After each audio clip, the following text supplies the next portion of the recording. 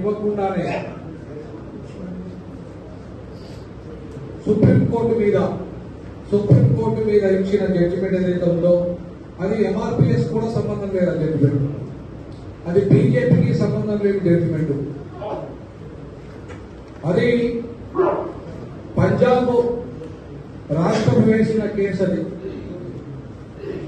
దాంట్లో 23 మంది ఇంప్లీట్ అయినప్పటికీ కూడా ఎంఆర్పిఎస్ అధినేత ఆయన కూడా వేసినప్పటికీ ఆ కేసు ఈ రోజు వరకు కూడా పెండింగ్ లోనే ఉంది.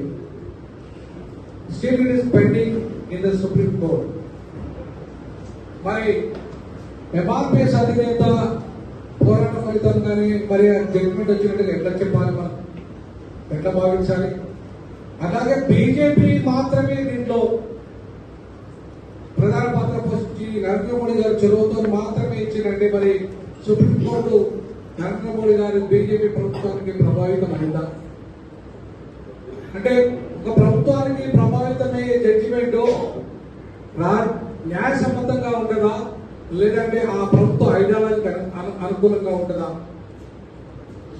వారే మందకృష్ణ గారే స్వయంగా అక్కడే సుప్రీంకోర్టు అదే న్యాయస్థానం ప్రెమిసెస్ లోనే మాట్లాడుతూ ఇది నరేంద్ర మోడీ గారు చొరవతోనే అయింది, లేకపోతే అయ్యేది కాదని చెప్పాడు.